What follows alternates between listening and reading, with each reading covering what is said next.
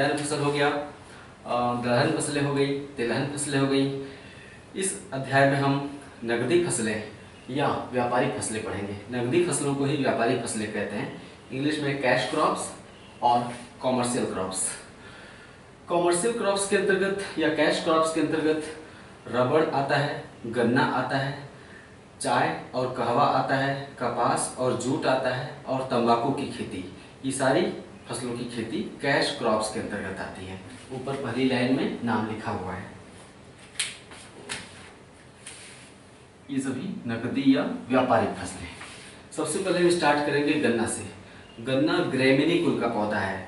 चावल भी ग्रैमिनी कुल का है, गेहूं भी ग्रैमिनी कुल का है और गन्ना भी ग्रैमिनी कुल का पौधा है। गन्ना भी चावल की तरह उष्णकटिबंधीय फसल है। चावल एक उष्णकटिबंधीय मानसूनी जलवायु का फसल है, गन्ना भी उष्णकटिबंधीय फसल है। भारत में गन्ना सर्वाधिक सिंचित फसल है। गन्ना मतलब सिंचाई द्वारा पानी की जरूरत पड़ती है उसे। गन्ना सर्वाधिक सिंचित फसल है। सबसे ज़्यादा पानी धान की फसल को चाहिए, लेकिन धान की फसल को सिंचाई की जरूरत नहीं पड़ती। क्यों? क्योंकि धान खरीफ ऋतु का फसल है और खरीफ ऋतु मानसून काल में होता है, यानी धान की फसल को पानी वर्षा जल से प्राप्त हो जाता है, इसलिए उसे सिंचाई की जरूरत नहीं पड़ती। इसलिए गन्ना भारत में सर्वाधिक सिंचित फसल है।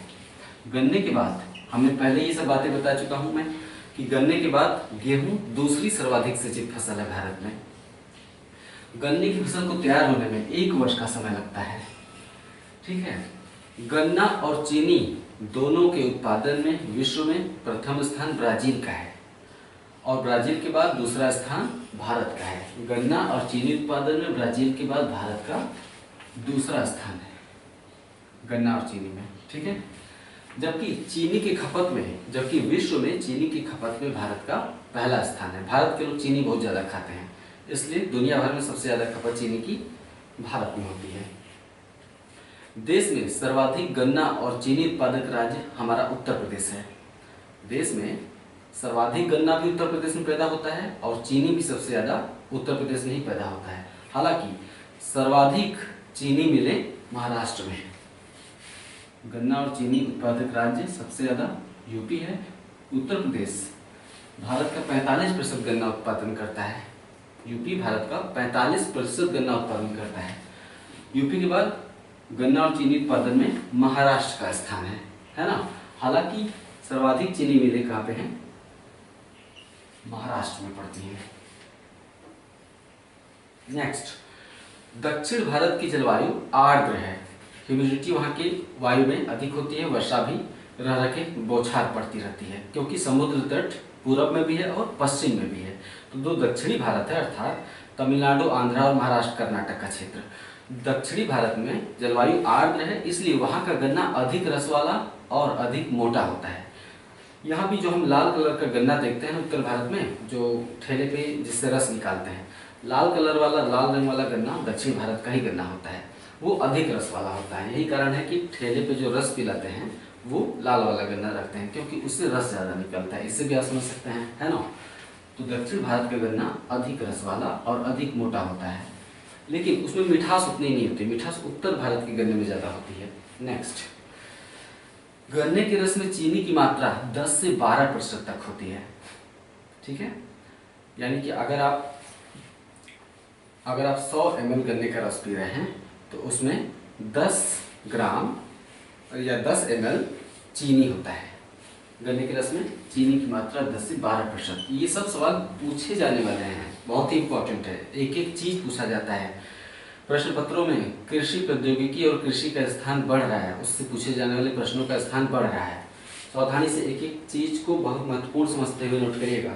नेक्स्ट, विश्व में सर्वाधिक गन्ना उत्पादकता। उत्पादकता का अर्थ होता है प्रति हेक्टेयर उत्पादन में, जो प्रति हेक्टेयर उत्पादन होता है उसे हम कहते हैं उत्पादकता। तो विश्व में सर्वाधिक गन्ना उत्पादकता अर्थात सर्वाधिक प्रति हेक्टेयर उत्पादन हवाई द्वीप में होता है। अमेरिका का एक द्वीप है प्रशांत महासागर में, तो सर्वाधिक गन्ना उत्पादकता हवाई में है। हवाई के बाद दूसरा स्थान, हवाई तो एक द्वीप है यूएसए के अंतर्गत, और दूसरा स्थान क्यूबा का है। प्रति हेक्टेयर उत्पादन में दूसरा स्थान क्यूबा का है। क्यूबा को हम बचपन से पढ़ते आए हैं, क्या कहते हैं जानते हैं आप। नेक्स्ट, भारतीय चीनी तकनीक संस्थान, एक ही जगह मैंने लिख दिया है, इसमें कंफ्यूजन हो जाता है अक्सर। भारतीय चीनी तकनीक संस्थान कानपुर और भारत गन्ना अनुसंधान संस्थान लखनऊ। चीनी तकनीक संस्थान कानपुर, गन्ना अनुसंधान संस्थान लखनऊ में है। नेक्स्ट, उचित और लाभकारी मूल्य, इसके विषय में जान लेते हैं। भारत सरकार विभिन्न खाद्यान्न फसलों के संदर्भ में न्यूनतम समर्थन मूल्य जारी करती है, एमएसपी, न्यूनतम समर्थन मूल्य क्यों जारी करती है? मान लेते हैं गेहूं कटाई का सीजन आ गया है। गेहूं कटाई के सीजन में बाजार में इतना ज़्यादा गेहूं हो जाता है कि गेहूं की कमी नहीं रहती है। अब किसान बेचारा अगर बाजार में ले जाएगा गेहूं बेचने, तो दुकानदार क्या कहेगा? दुकानदार अपना मूल्य लगाएगा कि ठीक है, हमको 500 रुपये में कुंतल दे दो या 800 रुपये में कुंतल दे दो, एक कुंतल गेहूँ।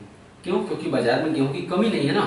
तो जो उसमें किसान मूल भाव की स्थिति में नहीं होता है, उसमें दुकानदार मूल भाव की स्थिति में होता है, क्योंकि बाजार में हर तरफ गेहूं पसरा पड़ा है। रबी की जब कटाई होती है, अप्रैल और मई में गेहूं की जब कटाई होती है, तो अब किसान इतनी मेहनत से गेहूं गाया, क्योंकि बाजार में हर तरफ गेहूं है, इसलिए किसान मूल भाव नहीं कर सकता, क्योंकि वो नहीं बेचेगा तो कोई दूसरा बेच देगा। दुकानदार के पास गेहूं की कमी नहीं है, जो व्यापारी होता है गेहूं का, उसके पास गेहूं की कमी नहीं है, तो गेहूं को सस्ते में खरीदना चाहेगा, है ना। तो फसल कटाई के मौसम में किसान बहुत संकट में आ जाता है कि अपना गेहूं ले कहाँ जाए। अगर भंडारण भी नहीं कर सकता, क्योंकि उसके पास उतनी रखने की जगह नहीं है। और दूसरी बात, किसान गेहूं या कोई भी फसल उपजाता इसलिए है ताकि उसके एवज में उसके हाथ में तुरंत पैसा आ जाए। दो तरह के किसान होते हैं, एक तो अपने खाने के लिए उपजाते हैं, जो अपने खाने के लिए उपजाते हैं वो रख लेते हैं, लेकिन जो अपने खाने से अतिरिक्त उपजाते हैं गेहूँ, वो चाहते हैं कि बेच दें और उसके बाद वो अपना सारा काम करते हैं उस पैसे से, क्योंकि किसान का पैसा गेहूं या चावल से ही आता है, तो उसे तुरंत पैसा चाहिए। तो सरकार किसानों को एक सुरक्षा देती है। कैसे सुरक्षा? एमएसपी द्वारा न्यूनतम समर्थन मूल्य जारी करती है। वर्तमान में वर्ष 2017-18 कृषि वर्ष 2017-18 में गेहूं का समर्थन मूल्य था 1625 रुपया प्रति कुंतल। यानी सरकार ने एक बीमा जारी कर दिया। क्या बीमा है? एमएसपी एक बीमा होती है, एक सुरक्षा होती है कि तुम्हारा गेहूं कोई नहीं लेगा तो हम लेंगे। सरकार कहती है कितने में? 1625 रुपया प्रति कुंतल। अब क्या है कि अगर सरकार ने रेट तय कर दिया 1625, तो बाजार में भी 1625 से नीचे नहीं जाएगा। जाएगा भी तो बहुत जाएगा, 1600 रुपये प्रति कुंतल जाएगा, है ना। क्यों? दुकानदार भी विवश हो जाएगा, क्योंकि दुकानदार के पास कोई किसान जाएगा नहीं। सारा किसान कहाँ ले जा रहा है? किसान सरकार के पास गेहूं ले जा रहे हैं, तो दुकानदार भी विवश हो जाएगा 1625 में खरीदने पर, है ना। लेकिन ये तो हो गई एमएसपी खाद्यान्न फसलों के संदर्भ में जारी की जाती है। न्यूनतम समर्थन मूल्य खाद्यान्न फसलों के संदर्भ में सरकार जारी करती है। सरकार किसानों से गन्ना नहीं खरीदती है। क्यों? क्योंकि गन्ना सीधे चीनी मिल मालिकों के पास जाता है। किसान जो गन्ना उपजाता है वो सीधे चीनी मिलों में ले जाता है, क्योंकि गन्ने के रस से चीनी कहाँ बनाई जाती है? चीनी मिलों। तो सरकार ने चीनी मिलों की अथॉरिटी दी है कि तुम किसानों से गन्ना खरीद कर चीनी बनाओ। तो सरकार प्रत्यक्ष किसानों से गन्ना तो लेती नहीं है। तो गन्ने के संदर्भ में सरकार उचित और लाभकारी मूल्य जारी करती है। इसका नाम न्यूनतम समर्थन मूल्य नहीं होता है, इसका नाम उचित और लाभकारी। प्रश्न क्या बनेगा? उचित, सरकार द्वारा उचित और लाभकारी मूल्य किसके संदर्भ में जारी किया जाता है? रबड़ के संदर्भ में, गेहूं के संदर्भ में, सोयाबीन के संदर्भ में, गन्ने के संदर्भ में। गन्ना आपका उत्तर होगा। सरकार गन्ने के संदर्भ में उचित और लाभकारी मूल्य जारी करती है। यह वह मूल्य है सरकार द्वारा गन्ने के संदर्भ में घोषित, यह वह मूल्य है जो चीनी मिलों द्वारा गन्ना किसानों को चुकाना अनिवार्य है। यानी सरकार जो भी उचित और लाभकारी मूल्य तय कर दे, चीनी मिल मालिक किसान को वही मूल्य देंगे। चीनी मिल मालिक उससे कम प्राइस नहीं दे सकते हैं किसान को। यानी सरकार चीनी मिल मालिकों को बाध्य करती है कि इससे कम प्राइस तुम किसानों को नहीं दोगे। तो यह वह मूल्य जो चीनी मिल मालिकों द्वारा गन्ना किसानों को चुकाना अनिवार्य है। वर्ष 2017-18 में गन्ने का उचित और लाभकारी मूल्य 255 रुपया प्रति कुंतल है। इसी वर्ष 2017-18 में गन्ने का उचित और लाभकारी मूल्य 255 रुपया प्रति कुंतल है। कपड़ा उद्योग के बाद चीनी उद्योग, गन्ने से चीनी बनाई जाती है ना, तो कपड़ा उद्योग के बाद चीनी उद्योग देश का दूसरा सबसे बड़ा कृषि आधारित उद्योग है।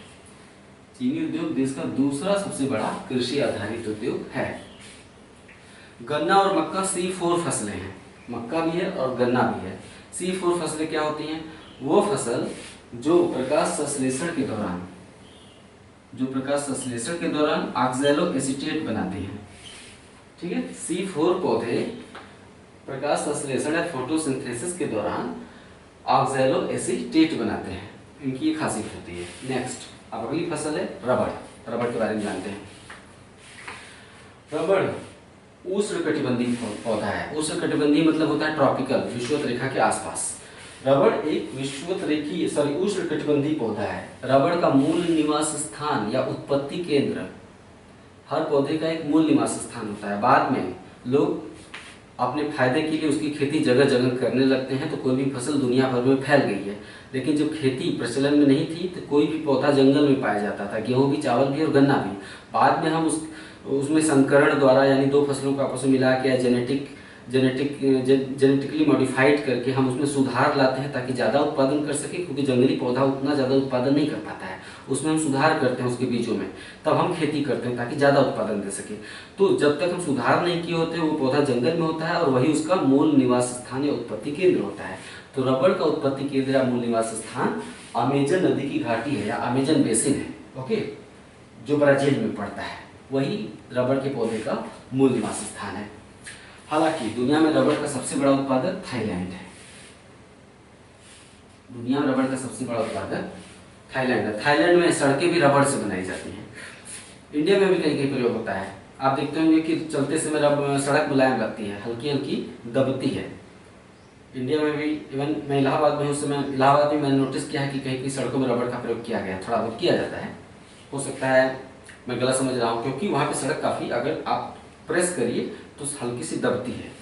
तो थाईलैंड में जो सड़कें हैं लगभग सभी सड़कें रबड़ की बनाई जाती हैं, वहाँ इतना ज़्यादा रबड़ पैदा होता है। विश्व में पारा किस्म का रबड़ सर्वोत्तम होता है। विश्व में पारा किस्म का रबड़ सर्वोत्तम माना जाता है। रबड़ जो है वृक्ष के पौधे के दूध, वृक्ष के पत्ते के दूध से बनाई जाती है, अर्थात लेटेक्स से बनाई जाती है। दूध को लेटेक्स कहते हैं, पत्ते से दूध निकलता है उससे बनाई जाती है। नेक्स्ट, रबड़ उत्पादन की अनुकूल परिस्थितियां क्या है?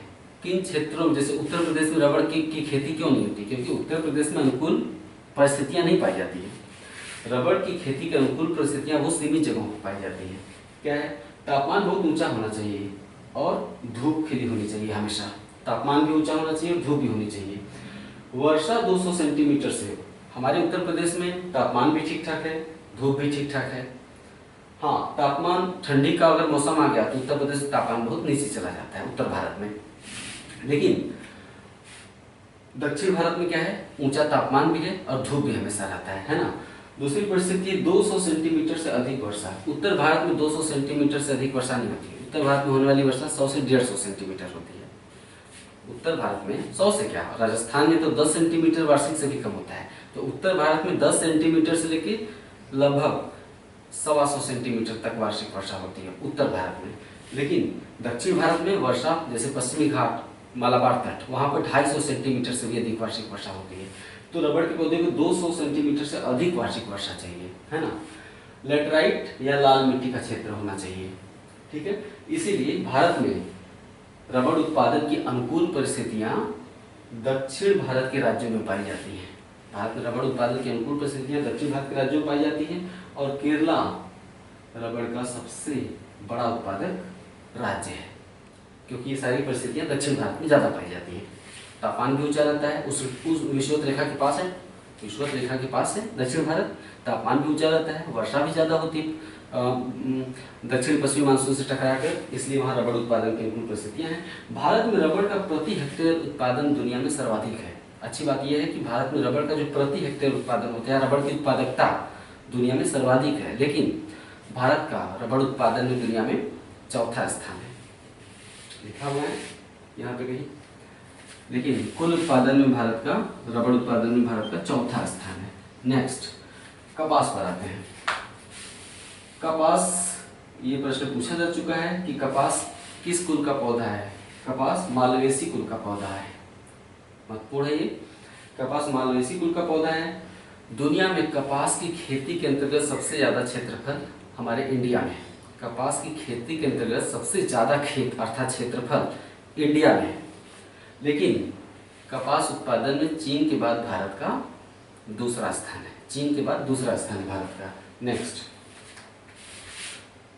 चाइना के बाद भारत का दूसरा स्थान। नेक्स्ट, भारत में कपास की खेती काली मिट्टी के क्षेत्र अर्थात लावा मिट्टी के क्षेत्र अर्थात रेगुर मिट्टी के क्षेत्र में की जाती है। भारत में लावा मिट्टी के क्षेत्र कहाँ कहाँ है? गुजरात में खेती की जाती है, ठीक है, महाराष्ट्र में खेती की जाती है, आंध्र प्रदेश में इसकी खेती होती है। पंजाब काली मिट्टी का क्षेत्र नहीं है, ठीक है। इसके बावजूद पंजाब के किसानों के पास बहुत ज़्यादा संसाधन है, पंजाब के किसानों के पास पैसा है, समृद्ध है, इसलिए वो चाहे जैसी चाहे परिस्थितियाँ पैदा कर लेते हैं। सिंचाई चाहिए, ढेर सारा ट्यूबवेल लगवा देंगे। बिजली चाहिए, पंजाब में हमेशा बिजली रहती है, देश का सबसे विकसित राज्य है पंजाब, तो हर तरह की परिस्थिति पैदा कर लेते हैं पंजाब के किसान, इसलिए पंजाब में कपास की खेती भी होती है। नेक्स्ट, हालांकि पंजाब काली मिट्टी का क्षेत्र नहीं, गौर करिएगा। उत्तर भारत में कपास की खेती कहाँ होती है?